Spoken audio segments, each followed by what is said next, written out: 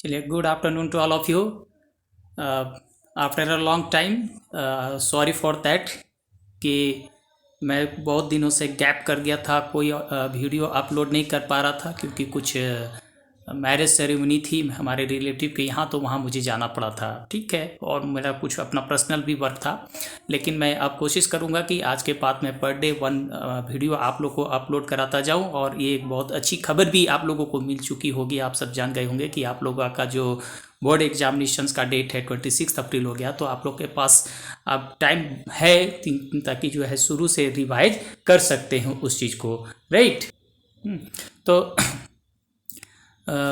और मैं बहुत सारे फीडबैक मुझे पढ़ने को और सुनने को मिला, तो उसके लिए भी मैं आप लोग को बहुत बहुत धन्यवाद देना चाहूँगा, क्योंकि आपका फीडबैक ही मुझे जो है मोटिवेट करता है कि और जो है इम्प्रूवमेंट के साथ आप लोग के बीच में आऊँ और नए तरीके से आऊँ। मैं कोशिश कर रहा हूँ अपने आप को जो है इम्प्रूवमेंट ला करके आप लोग के समक्ष जो है स्लाइड और उसकी जो अदर्स जो यूट्यूबर्स आप लोग के सामने जो पेश करते हैं उसके एक समतुल्य जो है मैं लाने का कोशिश करूंगा।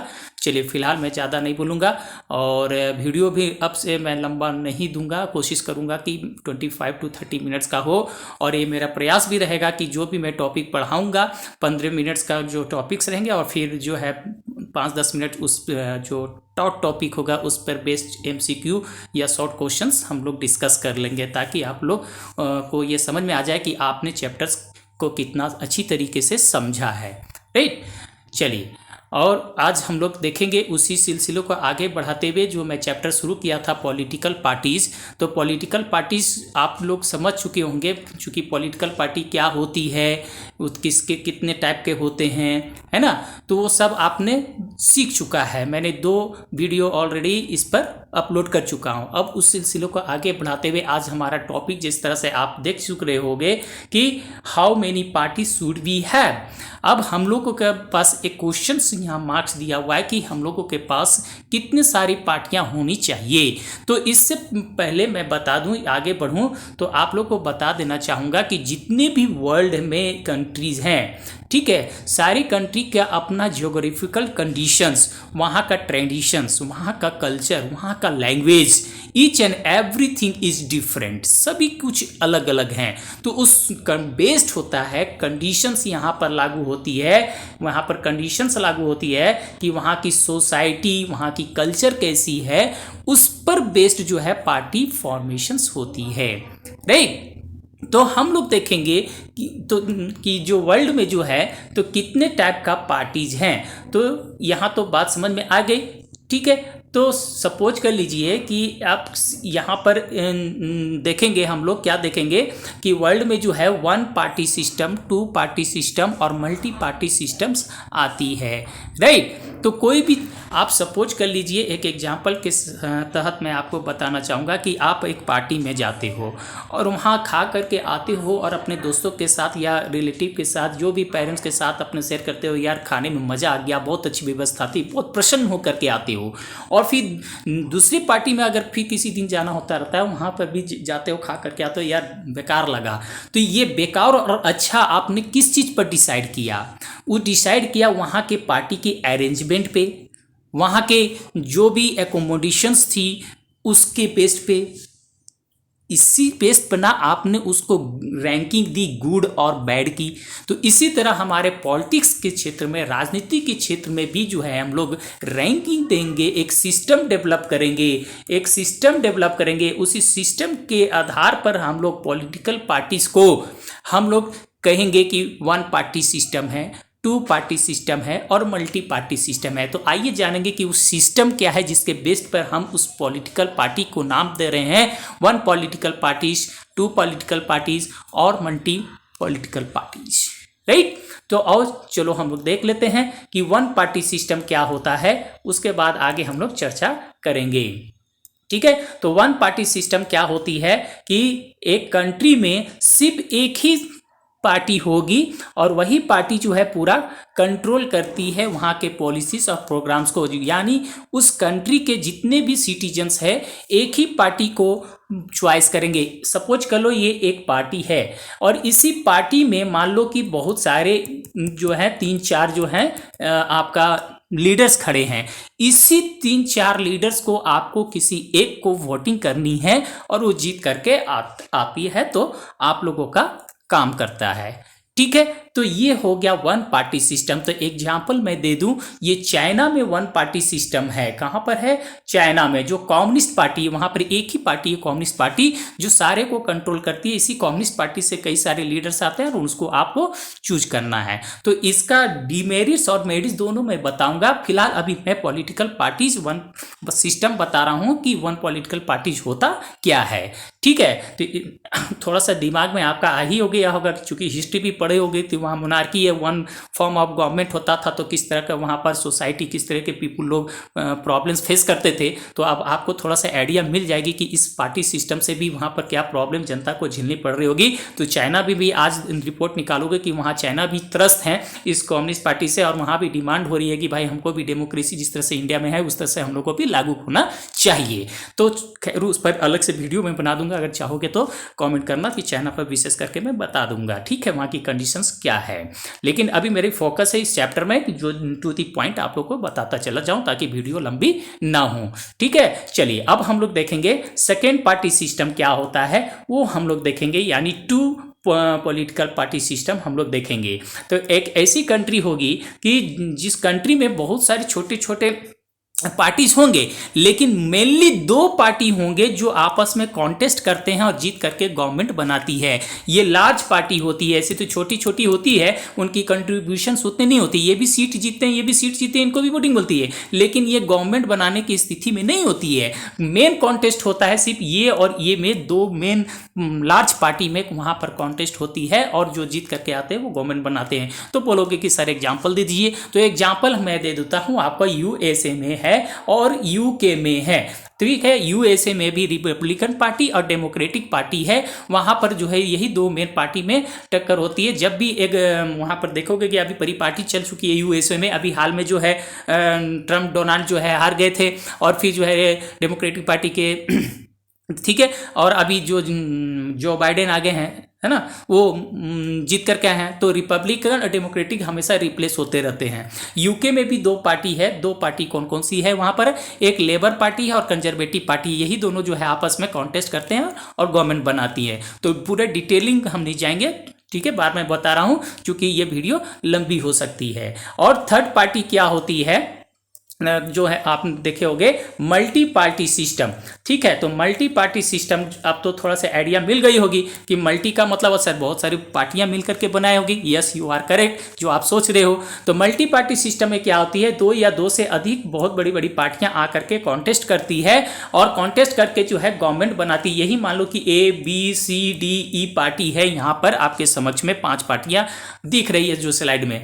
ये 5 पार्टी बड़ी बड़ी पार्टियां हैं, ये इलेक्शंस में लड़ते हैं। किसी एक को मेजॉरिटी मिल गई तो ये आपस में क्या करते हैं, सरकार बना लेती है। लेकिन यहाँ एक प्रॉब्लम हो जाती है कि कभी कभी जो है एक पार्टी जो 5 बड़ी पार्टियां हैं, किसी एक को नहीं मिल पाती है बहुमत जो सरकार बनाने के लिए चाहिए, जितना सीट चाहिए वो उनको नहीं मिल पाती है। तो उन लोग क्या करते हैं, आपस में टाइज कर लेते हैं, मिल जाते हैं कि आओ भाई हम लोग कोटा फुल कर लेते हैं, सरकार जो बनाने के लिए हमको डाटा चाहिए वो बना लेते हैं। तो इस टाइप का गवर्नमेंट जो बन जाती है, मिल करके 2-3 पार्टी मिल करके जो गवर्नमेंट बनाती है, उस पार्टी को हम लोग बोलते हैं एलियंस पार्टी। ठीक है, एलायंस पार्टी बोलते हैं, और या फिर फ्रंट पार्टी बोलते हैं। इसी को बोलते हैं फ्रंट या एलायंस पार्टी। ठीक है, तो 2004 में इसका कॉन्सेप्ट लेकर के आए थे यूपीए। ठीक है, जो यूनाइटेड प्रोग्रेसिव अलायंस के रूप में आया था। जो कांग्रेस पार्टी को बहुमत नहीं मिली थी तो 2-3 पार्टी को मिला करके एक पार्टी बना दी यूपीए। उसी तरह बीजेपी पार्टी को भी बहुमत नहीं मिली थी तो उन्होंने भी अपने जो है अलायंस बना लिया। चूंकि इंडिया में यही 2 मेजर बड़ी पार्टियां हैं जिसमें कॉन्टेस्ट होती है गवर्नमेंट बनाने के लिए। ठीक है, तो जिसको आज आप एनडीए के नाम से जानते हो। ठीक है, तो ये सारी चीज़ बातें हो गई मल्टी पार्टी सिस्टम और अलायंस पार्टी। तो यहाँ पर एक और आपकी किताब में है, बहुत कोई बच्चे जो हैं इसमें कंफ्यूज कर जाते हैं। क्या कंफ्यूज करते हैं कि सर जो है लेफ्ट फ्रंट और जो है राइट फ्रंट क्या होता है। ठीक है, राइट फ्रंट ये क्या होता है। तो मैं बता दूं कि ये एक पॉलिटिकल सिस्टम चलाया गया है, जो हमारे फिलोसफर हैं, पॉलिटिकल फिलोसफर हैं, उन्होंने एक क्या बनाया सिस्टम कि पहले जो राजा लोग होते थे, मोनार्की को ख़त्म करने के लिए किया गया था। तो उसमें क्या किया गया कि एक सिंबॉलिक रिप्रेजेंटेशन है कि राजा को बीच में बैठा दिया गया था और कुछ इधर जो है लेफ्ट में और कुछ जो राइट में और जो है लेफ्ट में खड़े कर दिए गए लोग। तो जो राइट में खड़े हुए थे राजा के राइट में, तो इन लोग क्या सोचते थे कि जो समाज में जो है जब तक पूंजी नहीं आएगी, पैसे नहीं आएंगे, तो लोगों को नौकरी कैसे मिलेगी, और नौकरी नहीं मिलेगी तो भूखमरी होगी। तो यानी मैंने थोड़ा सा ये कैपिटलिस्ट को बढ़ावा देने का सोच रखते थे लोग कि यहाँ पे पूंजीवादियों को जो है सहारा दिया जाए। ठीक है, तो इसका कुछ कमी देखते हुए लोग जो है इधर का लोग जो है इसका अपोज किया कि भाई अगर समाज में सब कुछ दे दोगे उनको, तो गरीब का तो वो जो शोषण करेंगे, फिर जो ये मोनार्की के टाइप का हो जाएगा। कैपिटलिस्ट जो है बड़ा होते जाएंगे, अपना फायदे के लिए जितना भी काम निकाल सको। तो आज भी वही होता है बिजनेस में, सब अपने फायदे निकालने के लिए जितना काम ले सको लेबर से ले लेते हैं, कम भी पैसा मिलते हैं। तो ये कैपिटलिस्ट नहीं हुआ। तो इन्होंने क्या किया कि ऐसे समाज को बनाने की कोशिश किया कि सारे लोगों को जो है इक्वली डिस्ट्रीब्यूट किया जाए, जितने भी वेल्थ है सारे को इक्वली डिस्ट्रीब्यूट किया जाए, ना कैपिटलिस्ट लोग के पास न वर्कर के पास रहा जाए। ठीक है, तो ये रास्ता ये चुना। तो इसको बोलते हैं हम लोग लेफ्ट फ्रंट, इसको बोलते हैं राइट फ्रंट। मतलब ये सोशियो इकोनॉमिक की बात करती है, ठीक है, समानता की बात करती है, और ये जो है पूंजीवादियों की बात करता है। बस इस सिंपल टर्म्स में आप समझ लीजिए। और ये जो बीच का बंदा जो फिर एक आएगा, दोनों का बीच का देखेगा कि भाई यहाँ पर जो है सब कहते हो कि लेबर भी पैसे भी सब एक हो जाएंगे, तो समाज आगे कैसे बढ़ेगा, पैसा डिस्ट्रीब्यूशन हो ही नहीं रहा है, मार्केट में पैसा ही नहीं आएगा। तो फिर एक बीच का रास्ता निकाल के आएगा जिसको बोलते हैं हम लोग सेंट्रिस्ट। क्या बोलते हैं, सेंटरिस्ट। तो ये दोनों का बीच का रास्ता ये निकालेगा कि भैया कुछ हम अपने सिस्टम ऐसा डेवलप करेंगे कि कुछ जो है प्रोविजन जो है हमारे पास सरकार के पास रहेगी और कुछ प्रोविजन जो है पब्लिक के पास रहेगी। ठीक है, यानी पब्लिक सेक्टर और प्राइवेट सेक्टर दोनों मिलकर के काम करेगी, जैसे इंडिया में आप लोग जानते हो, उसी को बोलते हैं सेंटरिस्ट। राइट, अब यहाँ तक समझ में आ गए। तो लेफ्ट फ्रंट समझ में आ गया, कोई दिक्कत नहीं होनी चाहिए। तो फिर भी अगर दिक्कत होगी तो आप लोग कमेंट करना, फिर इस पर मैं विशेष करके पॉलिटिकल पार्टी सिस्टम जो भी होता है उस पर मैं वीडियो बना दूंगा। राइट, उतनी डिटेलिंग आप लोग को नहीं जाना है, बस मैं थोड़ा सा टच करते हुए आप लोगों को समझाते जा रहा हूँ। ठीक है, उतना बृहद रूप से आप लोगों को जानने का जरूरत नहीं है। राइट, तो अब समझ में आ गई कि पॉलिटिकल पार्टीज कितने तरह का होता है। तो मल्टी पार्टी सिस्टम कहाँ पर एग्जिस्ट करेगा, डेफिनेटली इंडिया में करेगा। क्यों करेगा इंडिया में, क्योंकि इंडिया क्या है, डाइवर्सिफाइड डेमो, इसका यहाँ पर है डेमो है ना। यहाँ पर जो भी ज्योग्राफिकल कंडीशंस है यहाँ पर डाइवर्सिफाइड है, डिफरेंट कल्चर है, डिफरेंट क्लाइमेट है, डिफरेंट कस्टम्स है ना, क्यूजिन्स है, ड्रेसेस है, बहुत सारे हैं। तो इन सारे को रिप्रेजेंट करने के लिए पार्टीज भी डिफरेंट चाहिए। सपोज कर लो जो बंगाली बोलते हैं, जो उर्दू बोलते हैं, जो हिंदी बोलते हैं, जो इंग्लिश बोलते हैं, जो धोती पहनते हैं, जो पगड़ी पहनते हैं, जो शर्ट पैंट पहनते हैं, तो सभी का तो अलग अलग है भाई। तो सभी का प्रॉब्लम्स भी अलग अलग हो सकती है कि नहीं हो सकती है प्रॉब्लम। तो सारे प्रॉब्लम्स को सुनने वाला एक पार्टी अगर होगी या दो पार्टी होगी तो क्या सारे का प्रॉब्लम सॉल्व कर सकती है, नहीं कर सकती है। इसलिए हमारे इंडिया में हर एक कम्युनिटी को रिप्रेजेंट करने के लिए एक पॉलिटिकल पार्टी क्रिएट हो जाती है। इसलिए यहां पर इंडिया में देखते होंगे बहुत सारे मल्टी पार्टी आ गई है। ठीक है, तो सितंबर 2021 में हमारा एक डाटा प्रेजेंट किया गया था यहाँ पे इंडिया में। तो मोर देन कितने यहाँ पर पॉलिटिकल पार्टीज है, तो यहाँ पर आप देखोगे लगभग जो है 54 स्टेट पॉलिटिकल पार्टीज और 8 नेशनल पॉलिटिकल पार्टीज है। ठीक है, तो टोटल रजिस्टर्ड है 2858 पार्टीज है। कितना रजिस्टर्ड है हमारे पास, जो अभी ये रिसेंटली 2021 के मैं डाटा बता रहा हूं जो इलेक्शन कमीशन ने जारी किया है, कितना है 2858 पॉलिटिकल रजिस्टर्ड पार्टी है। ठीक है, इंडिया में। ठीक है, और इसी 2858 में जो है 8 नेशनल पार्टी है और जो है 54 स्टेट पार्टी है। तो अब यहाँ पे भी कंफ्यूजन आप में क्रिएट हो सकता है कि सर आप ये टर्म्स कैसे यूज कर दिए, नेशनल पार्टी और स्टेट पार्टी। तो मैं नेक्स्ट स्लाइड में इस चीज़ के बारे में चर्चा करूंगा कि स्टेट पार्टी कैसे बनती है और नेशनल पार्टी कैसे बनती है। ठीक है, तो आज के लिए मैं समझता हूं कि इतना ही जानने की जरूरत था। तो आज 50 मिनट्स हो चुका है, तो इसी पर कुछ बेस्ट आप लोग को क्वेश्चंस मैं करा दूंगा। ठीक है, तो आप लोग उसको करेंगे। मैं जैसे पहले बोला कि 25 से 30 मिनट से ज़्यादा वीडियो मैं देने का प्रयास नहीं करूंगा, ताकि आप लोग भी जो है उसको बढ़िया से समझ सके और जो पढ़ाएं उस पर बेस्ट क्वेश्चन आप लोग कर सकें। ठीक है, चलिए, तो आप फिर भी कोई दिक्कत होगी तो मुझसे तो चलिए, तो जितना मैं पढ़ाया उस पर बेस्ट मैं क्वेश्चन कुछ आप लोग को मैं बोलता हूं और आप लोग प्रयास करेंगे उसको कॉपी में लिखने का।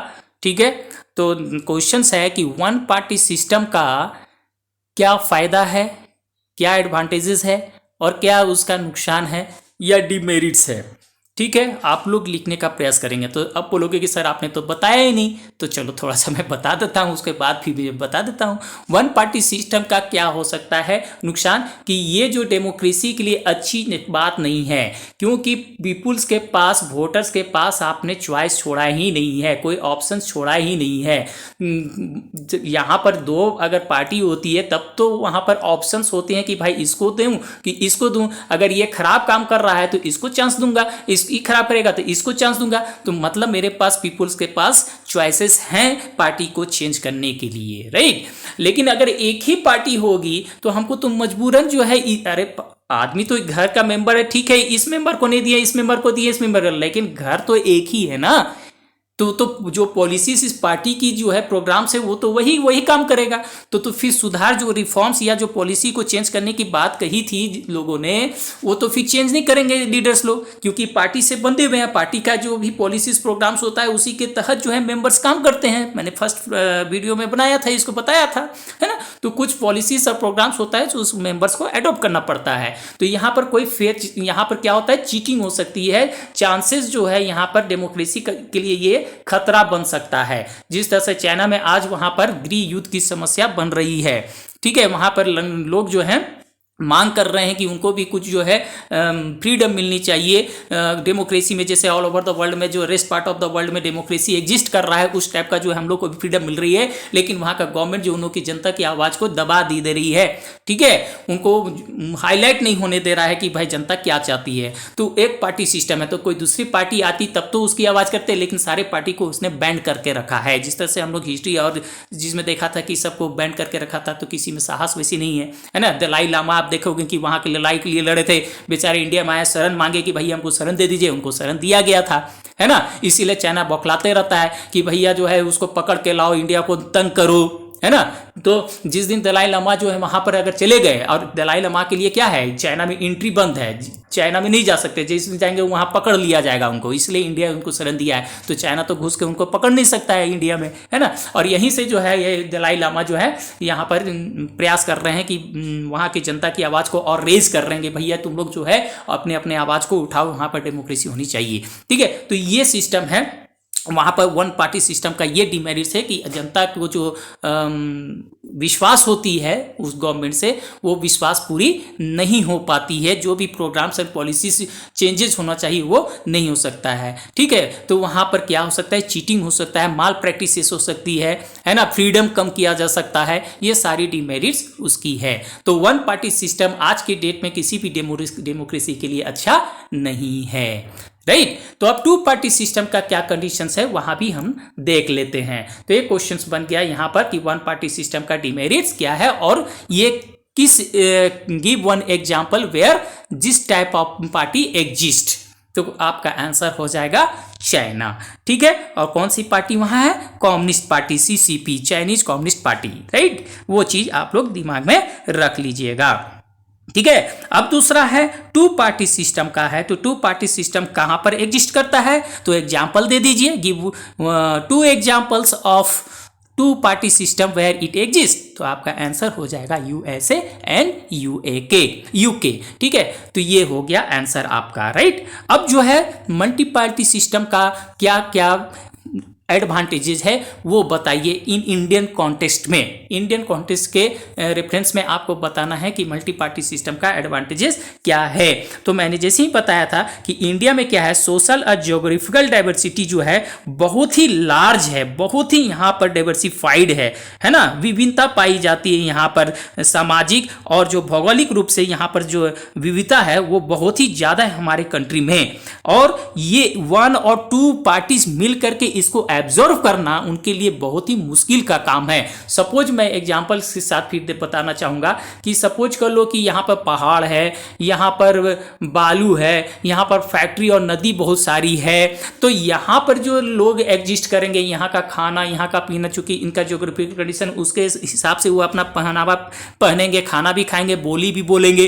क्योंकि बोलेंगे क्योंकि इसके नेबरिंग कंट्री कुछ अलग पड़ते होंगे कि इनसे इन्फ्लुएंस होंगे, इनके नेबरिंग स्टेट या नेबरिंग कंट्रीज यहाँ पर जो बोलते हैं कि उससे इन्फ्लुएंसेस होंगे, तो मतलब अलग अलग सब इन्फ्लुएंसेस होंगे, यहाँ पर कुछ अलग कंडीशंस होगी। तो सपोज कर लो कि यहाँ पर एक कम्युनिटी रहती है, यहाँ पे एक कम्युनिटी, यहाँ पे कम्युनिटी, सबके साथ प्रॉब्लम्स है। तो अगर एक या 2 पार्टी रहेगी तो क्या इसको जो प्रॉब्लम है सॉल्व कर पाएगा? नहीं कर पाएगा। इसलिए हमारे यहाँ क्या है, मल्टी पार्टी सिस्टम है, ताकि जितने भी ज्योग्राफिकल और सोशल डाइवर्सिटी है उनके जो है प्रॉब्लम्स को सॉल्व कर सके मल्टी पार्टी सिस्टम्स के थ्रू ही। एक एग्जांपल फिर देना चाहूँगा, आप देखेंगे, आप जैसे कोई भी स्टेट में रह रहे हो, मैं एग्जांपल देता हूँ झारखंड का, ठीक है, मैं झारखंड का ही दे लेता हूँ, ये मत समझिएगा कि मैं झारखंड का क्यों दे रहा हूँ, बस मेरे मन में आया, दिमाग में आ गया, बस मैं बोल दिया कि झारखंड का एग्जांपल, राइट। तो झारखंड में भी क्या है, बहुत सारी पार्टियां हैं, है ना। वहाँ आज अभी जो है प्रेजेंट में गवर्नमेंट किसकी है, जेएमएम की है, झारखंड मुक्ति मोर्चा की है। कौन है वहाँ का सीएम है? आपका हेमंत सोरेन है, राइट। तो हेमंत सोरेन जी हैं। तो उसके अलावा इसके पहले कौन सी पार्टी थी? बीजेपी पार्टी थी, ठीक है। और बहुत सारे पार्टी थी, जेवीएम पार्टी थी, ठीक है, जेवीएम पार्टी थी, है ना। बहुत सारी पार्टी है यहाँ पर, लोकल पार्टी है। तो जिसका नाम आप कंघी छाप, क्या क्या वहाँ पर और सारे कितने छाप्स हैं, सिंबल्स हैं, आप उसको देख लीजिएगा। तो ये इतने पार्टी कैसे आया, क्यों आया? क्योंकि जनता ने उन्हें चुना। क्यों चुना? क्योंकि ये पॉलिटिकल पार्टी, सपोज कर लीजिए, ये पॉलिटिकल पार्टी आती है और वो वादा करती है, सपोज कर लो कि ये मान लो कि एक एरिया है, यहाँ पर सपोज कर लो समस्या है कि यहाँ पर एक भी स्कूल्स नहीं है, यहाँ पर सड़कें नहीं है, बिजली नहीं है, और ये लोग कई मांग कर चुके हैं, तब भी कोई भी गवर्नमेंट इनके ऊपर ख्याल नहीं कर रही है। तो यहाँ पर यहीं का बंदा कोई आएगा, एक पार्टी बनाएगी कि भाई हम पार्टी बना रहे हैं, तुम सब हमको वोट दो। ये क्या प्रयास करेगा? क्या प्रयास करेगा कि यहाँ पर सड़कें लाने का, बिजली लाने का, स्कूल खोलने का प्रयास करेगा, जनता के विश्वास को जीतने का कोशिश करेगा, और जनता को लगेगा कि नहीं ये कर सकता है, तो सारे लोग इसको वोट देंगे। क्यों वोट देंगे? क्योंकि ये उब चुके हैं, जितने भी जो मेजर पार्टी थी उस समय, उस पार्टी को बोलते बोलते थक चुकी थी। वादा उन लोग करते करते इतना वादा किए, लेकिन एक भी पूरा नहीं किए, इन लोग से उब चुके थे। इसलिए इनको एडवांटेज मिला इस पार्टी को, और इस पार्टी को इन्होंने पूरे बहुमत से इनको वोटिंग दे दी, और ये फिर जीत करके आ जाते हैं। तो एक पार्टी बन गई आपकी। इसी तरह से हर रीजन में जो है, जो भी प्रॉब्लम को सॉल्व करते हैं, एक पार्टी बनते चली जाती है। अब वो पार्टी की मान्यता होगी कि नहीं होगी, ये नेक्स्ट स्लाइड में हम लोग देखेंगे। और इसका डिसीजन कौन लेता है कि ये पार्टी वास्तविक में पार्टी है कि नहीं है, इसके भी कोई डिसीजन लेने वाला होगा कि नहीं होगा? होगा। यहाँ भी एक सिस्टम होगा। तो नेक्स्ट स्लाइड में उस चीज को हम लोग देखेंगे। तो इसलिए मैंने यहाँ बताया कि मल्टी पार्टी सिस्टम क्या इंडिया में होना जरूरी है, ये आपके ओपिनियन पर डिसाइड करता है। आप लोग लिखे, अगर होना चाहिए तो क्यों होना चाहिए, और नहीं भी होना चाहिए तो क्यों नहीं होना चाहिए। ये आप अपने आंसर में क्या ओपिनियन आप देते हो, क्योंकि सबका ओपिनियन अलग अलग होता है। आप अपने ओपिनियन अपने तरीके से लिखना, राइट। तो ये चीज बन गया क्वेश्चन, ठीक है। मल्टी पार्टी सिस्टम, किसी को कोई दिक्कत है? चलिए, बहुत अच्छी बात है। मल्टी पार्टी सिस्टम भी आपने सीख लिया कि होता क्या है, और उसका नुकसान और फायदा भी आपने देख लिया, राइट। लेकिन एक मल्टी पार्टी सिस्टम का एक और नुकसान होता है। एक नुकसान मैं बता देता हूं, क्यों नुकसान होता है मल्टी पार्टी सिस्टम का। क्योंकि मैंने बताया कि ये फ्रंट या फिर अलायंस बनाता है। क्या बनाता है? फ्रंट या अलायंस। तो अलायंस बता दिया था मैं, जो 2, 3, 4 पार्टियां मिलकर के आपस में सरकार बनाती थी, इसको अलायंस, जिसको खिचड़ी सरकार कह सकते हो। तो खिचड़ी सरकार का 2 फायदा होता है। क्या फायदा होता है? खिचड़ी सरकार समझते हो, या खिचड़ी खाते हो ना, खिचड़ी तो खिचड़ी क्या होती है आप सब जानते हो कि खाने में सर इजी होती है और वो टेस्टी भी, मतलब डाइजेस्ट भी इजीली हो जाता है, और वो क्या है खाने में टेस्टी भी होता है। बहुत सारा उसमें मटर, आलू, गोभी और क्या क्या मिला देते हो, और जितना भी मिला दो वही तो खिचड़ी है, मिला दिया सब, है ना। तो यहाँ भी मिली जुली सरकार आपकी बनी हुई है, तो इसका फायदा और नुकसान दोनों देखना होगा। फायदा क्या है कि ये आपका जो है सोशल डाइवर्स को रिप्रेजेंट करता है, सोशल डाइवर्स को रिप्रेजेंट करता है कि चूंकि एक पार्टी जो है, सपोज कर लो कोई जो है कम्युनिटी को रिप्रेजेंट करता होगा, दूसरी पार्टी जो है दूसरे कम्युनिटी को रिप्रेजेंट करता होगा, कोई और पार्टी हो गया किसी कम्युनिटी को कवर करता होगा। तो इस सरकार जो बनी है तो ये अपने अपने कम्युनिटी सारे को जो है रिप्रेजेंट करेगा। तो अपने अपने जो मैं प्रॉब्लम्स है तो ये गवर्नमेंट को सुना सकता हूँ, और ईजिली जो है हमारा क्या है उस प्रॉब्लम को सॉल्व किया जा सकता है। आरी बस में सपोज कर लो, मैं एक एग्जांपल छोटे तौर पर एग्जांपल दे सकता हूँ ताकि आप लोगों को और इजीली वो समझ में आ जाए कि एक मान लीजिए स्कूल है, तो स्कूल सपोज कर लीजिए एक पार्टी है, स्कूल को आप क्या समझ रहे हो, एक पार्टी समझ लीजिए। और स्कूल में क्या रहते हैं, बहुत सारे टीचर्स होते हैं। क्या होते हैं, बहुत सारे टीचर्स होते हैं, मैथ के, साइंस के, इंग्लिश के, हिंदी के, एसएसटी के, बहुत सारे टीचर्स होते हैं, राइट। तो जिसको तो मान लो कि ये सारे क्या करते हैं, अपने अपने ग्रुप को रिप्रेजेंट करते हैं। ये मैथ वाले को ग्रुप को, ये इंग्लिश वाले को, ये एसएसटी वाला, ये हिंदी वाले को ग्रुप को रिप्रेजेंट करता है। तो जिसको जो अच्छा लगता है वो उसको पसंद करता है। जो भी स्टूडेंट्स होता है, ये मैथ टीचर बहुत अच्छा है, ये हिंदी टीचर बहुत अच्छे हैं, एसएसटी टीचर बहुत अच्छे हैं, इंग्लिश टीचर बहुत अच्छे हैं, सबको रिप्रेजेंट करते हैं। तो उसी तरह यहाँ कंट्री में भी क्या है, बहुत सारे लीडर्स होते हैं, वो अपने अपने ग्रुप का प्रॉब्लम्स को सॉल्व करने के लिए रहते हैं, ठीक है। इस तरह से उनका प्रॉब्लम क्या होता है, इजीली सॉल्व हो जाता है। ये एक फायदा नजर आता है कि चलिए सोशल डाइवर्स रिप्रेजेंट करता है अलायंस पार्टी में, बहुत अच्छी बात है। लेकिन साथ ही साथ इसका क्या होगा, एक बहुत बड़ा नुकसान होता है कि इनस्टेबिलिटी हो जाती है। यहाँ पर क्या होती है, इनस्टेबिलिटी, ठीक है, इनस्टेबिलिटी हो जाती है। ये इनस्टेबिलिटी क्यों हो जाती है यहाँ पर, तो ये आप लोग को समझना पड़ेगा, ठीक है। तो इनस्टेबिलिटी क्यों होती है, सपोज कर लिए कि ये पार्टी जो है लालच, जैसे ए पार्टी, बी पार्टी, सी पार्टी, डी पार्टी जो है आपस में मिल करके गवर्नमेंट बनाई। तो आपस में गवर्नमेंट बनाई तो प्रॉब्लम क्या होता है कि जो बनाते समय क्या इसको लालच दिया होगा कि भाई तुम आ जाओ मेरे साथ, तुमको मंत्री बना देंगे, अरे तुम हमको हेल्प करो, हम तुमको इतना पैसा दे देंगे, है ना। तो सारे कोई लालच से यहाँ सरकार बनाए मिल करके। लेकिन जब बन जाते हैं सरकार, कुछ दिन के बाद तीनों पार्टी में आपस में मतभेद हो जाती है कि आपने बोला था कि भाई हमको रेलवे मिनिस्टर बना दीजिएगा और हमको फर्नीचर मिनिस्टर बना दिए, how it is possible, I don't want to remain with you, I just going to resign you. दोनों में गर्मा गर्मी हो गया, सब में गर्मा गर्मी हो गया, वापस समर्थन वापस ले लेते कि भाई मैं आपको जो सपोर्ट दिया था मैं वापस ले रहा हूं। और जैसे ही वापस लेते हैं फिर सरकार क्या हो गई, जिस सरकार को जितना डाटा चाहिए था वो नहीं प्राप्त हो रही, सरकार गिर जाती है। गिर जाने का मतलब क्या, उसके हाथ पैर नहीं है, गिर गई, चोट लगी, नहीं, मतलब वो सरकार खत्म हो गई, है ना। उसकी सरकार की मान्यता, जो गवर्नमेंट बनी थी उस सरकार की मान्यता खत्म हो गई, क्लियर।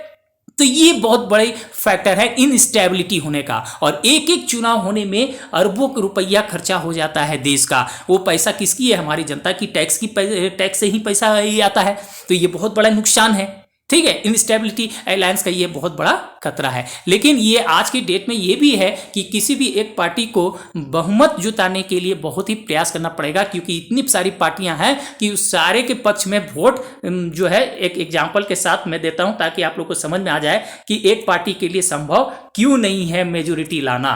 ये आप लोग को अभी समझाता हूं। सपोज कर लीजिए यहाँ पर ये पार्टी, बी पार्टी, सी पार्टी, डी पार्टी, ई पार्टी, है ना, बहुत सारी पार्टियां हैं, इतनी सारी पार्टियां हैं। तो मान लो कि टोटल वोटर्स आपके पास 100 है। टोटल वोटर्स कितना है आपके पास, 100 है। और बनाने के लिए आपको सरकार कितने चाहिए, 50 वोट की जरूरत है, ठीक है। किसी एक पार्टी को 50 वोट की जरूरत है तब वो गवर्नमेंट बना सकती है। लेकिन मान लो कि इतनी सारी पार्टियां थे, क्या इसको 10 वोट नहीं मिलेगा, इसको क्या 5 वोट नहीं मिलेगा, इसको क्या 15 वोट नहीं मिलेगा, क्या इसको 30 वोट नहीं मिलेगा, क्या इसको 50 वोट नहीं मिलेगा, या कुछ भी वोट। तो इसका मतलब क्या है कि सब वोट क्या कर रहा है, शेयर कर रहा है, बट रहा है वोट। तो क्या एक पार्टी के लिए आज संभव है कि ये टारगेट सेट कर पाए, इट इज इम्पॉसिबल, क्योंकि इतनी सारी पार्टियां हैं। अगर कोई 50 वोट ले आता भी है तो इसका मतलब कुछ गड़बड़ियां हुई है, यह समझने वाली बात है, कहीं ना कहीं गड़बड़ियां हैं। ये प्रैक्टिकली मैं बता रहा हूं, थियोरिटिकली आप ऐसा नहीं, आप पढ़ते होगे कि ऐसा नहीं है, लेकिन प्रैक्टिकली ऐसा होता है। ठीक है, चलिए, तो ये मैं कंडीशंस मैं बता दिया। ठीक है, चलिए, तो आप अब इस टॉपिक को आप अच्छी तरीके से समझ गए होंगे। फिर भी अगर कोई कन्फ्यूजन रह गई होगी, मैंने पूरी कोशिश किया है कि जो है ये टॉपिक जो मैंने आज पढ़ाया उस पर बेस्ट क्वेश्चंस भी आपको डील कर दिया कि कैसे क्वेश्चन बना जाता है। एमसीक्यू मैं जब क्विज भी ले लूँगा, इस मौका मिलेगा तो इस बेस्ट पर मैं क्विज भी ले लूँगा एक एक करके। ठीक है, तो आज के लिए इतना ही, फिर नेक्स्ट वीडियो अगली स्लाइड में दूंगा। चलिए।